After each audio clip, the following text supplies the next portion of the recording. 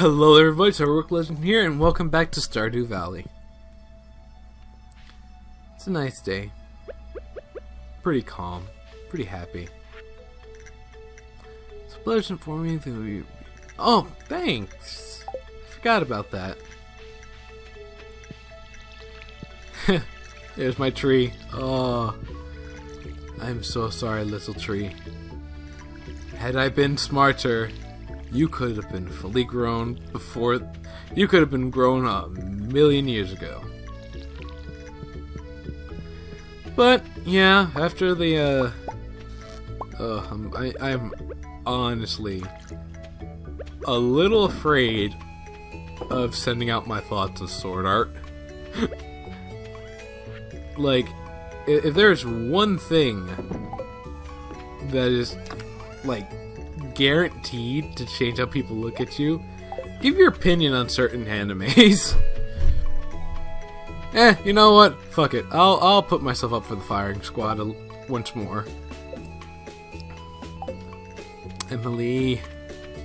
But like, I'm gonna say this, and I know I'm gonna catch flack for it. I fucking know it. I feel it in my bones. I still really like High School of the Dead. Hear me out. Hear me out.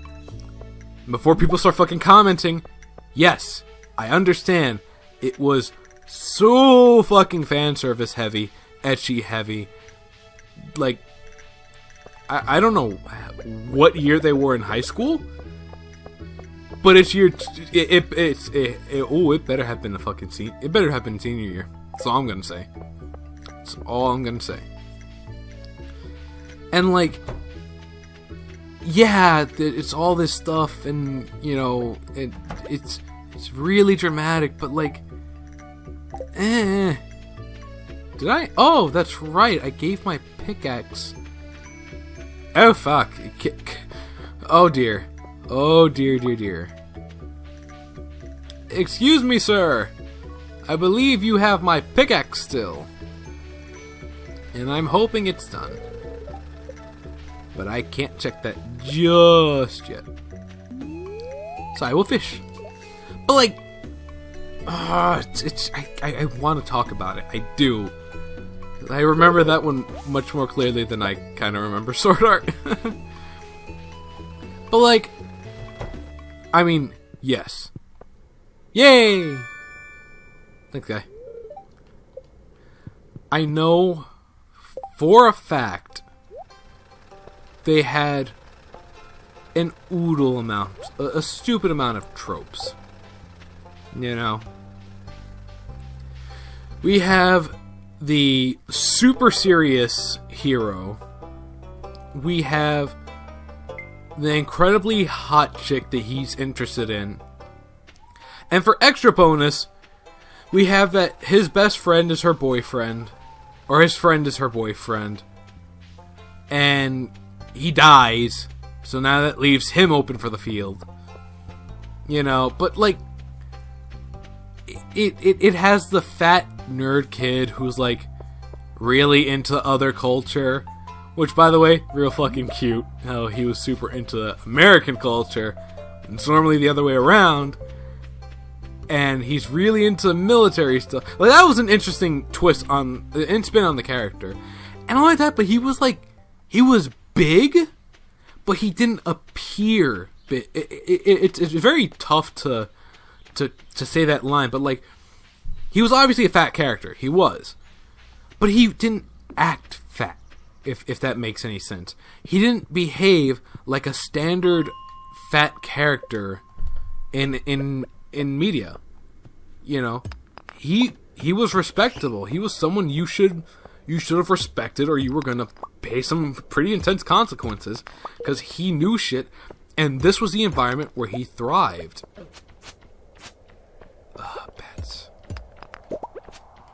Bats.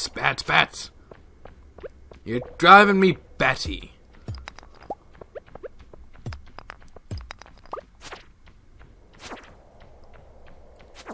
Gonna be a little quiet for this, cause there you go. But really, like, First of all, he wasn't a dead weight. He carried his weight, no pun intended, and he did so like a fucking boss. I mean, I'm not lying. When he fashioned that nail gun into a fucking weapon, I was like, oh shit, he's actually doing something that you would see a character, a person in real life do. You know, what happens in that situation? Obviously, whatever you can make into a weapon is going to have to become a weapon to protect you and your friends. And that's what he did. He protected his love interest, granted, but he did his best to protect her using the nail gun, and he treated it like an actual firearm. And if I remember correctly, he did actually use some military-esque terms and some proper gun control terms too. Don't put your finger... I believe so, at least. Again, the 2013 anime, I watched it with my anime club that I founded. You know, it's hard to remember some things. Maybe because I want to forget. No, but I did enjoy it. And, like, a lot of the action scenes were very, like... It didn't feel like it was taking time out of anything else that could have been happening. And I kind of do like some of the tropes. Like, when the really busty teacher drove through the students saying they aren't alive anymore, I was like, oh, again, they have so many moments that take away from the tropey parts. Like, where you don't see them as a character trope, like the ditzy, super sexy, attractive, busty person. I didn't see her as that in that moment. I saw her as a badass chick mowing down legions. Well, maybe not legions, but mowing down a fuck ton of zombies in a row. And I was like, that's awesome. That's cool. And, like, I do get it too, you know. That stuff does not... Fan service does not make for the best thing. You don't want to host fan service in your anime. You don't want your anime to become that anime with the fan service. Because then that's all people are going to watch your stuff for. More fan service stuff. But I really did enjoy the story. And it was, to be honest, crazy how that the suave teacher, as I call him, ended up, like, forming that little cult thing. And I was like, oh shit, it actually reminded me a lot of Dead Rising. Because he went psycho. He went full on psycho. And he had the best / worst, like, self-preservation. And that's what I loved and hated about the character too. He really only cared about himself. And that amazing and so heartbreaking scene in the beginning too really did set him up for that as well. Huh. We're gonna be best friends forever, right? Right. Huh. She trips. Ah, please help me. What are you doing? Let go of my leg, you stupid bitch. Kicks her down the stairs. And then, of course, instant karma. The fucking instant karma was so fucking beautiful. I loved that. I loved every minute of that. Just, well, I've kicked my friend down the stairs. I guess I'm going to have to live with that for the rest of my life. Zombies behind her. Not really. Oh shit. Just the look of oh shit on her face was, ooh, that was fucking priceless. That was so priceless. She said, she had the look of I done fucked up, and they confirmed it. They're like, yeah, you fucked up. I can buy something better than this crap small sword. It's not too crap. I kinda wanna get the cutlass. Maybe a mallet. Well, first of all, sell this. Sell those. Yeah. So now I can get a mallet! I always did like the mallet better. But just... there's so many memorable moments, and I think that's what makes, like, animes... Certain animes, like, great. and separate like the good ones from the fantastic ones is, first of all, at least for me personally, you gotta transcend the tropes.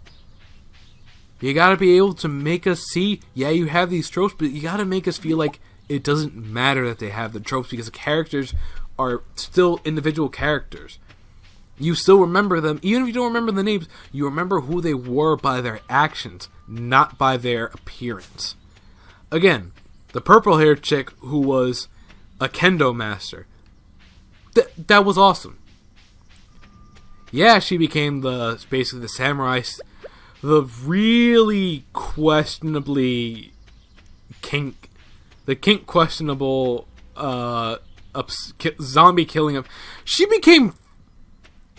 I will admit, she went from like. I mean, they all had a bust size. Oh, this episode's so fucking embarrassing. They all had like a chest size that made absolutely no sense, if I'm being honest. If I can be a bit honest, it made no sense. I don't know how one achieves that size at that age, but God, perfect setting in, God bless him for it. But like, the orange-haired chick was a great support. And of course, she did do her best to not be a burden, which always helps out in those times. And she did feel like a burden at times as well, which is, again, fine. And that's why she kept trying not to be one. And she wasn't one. That's again, why I was like, this is a great show, because she's fighting against being the burden character, being the damsel in distress, because she can't afford for that to be her life right now. She has to be stronger. She has to be better. She has to think better. If she doesn't, she's gonna die, or she's gonna get her friends killed. And she didn't want that. The teacher was a great support character as well, in the fact that she was pushing herself to do things that she found rather questionable and probably heartbreaking to do, because I imagined, well, I think she was the nurse actually, but I still imagine that she must have really had to have struggled with, like, mowing down those zombies, because, again, the line says it all. They aren't alive anymore, or they aren't people anymore. And some people can't get that through their head when it comes in those zombie-esque situations. That's what kills some shows for me. They're not people anymore. Why are you still treating them like such? Why are you still trying to reason with them? There's only one thing they'll understand, and that is bullet to face equals your re-death. But just, again, some stuff to think about for the next episode. I want to thank you all for watching. I do hope you enjoyed. And until the next episode, I just want to say, laters. Yay! Ooh, minus treat. And more pickaxe proficiency. Hey, hey! It's a twofer. Seriously, later everyone.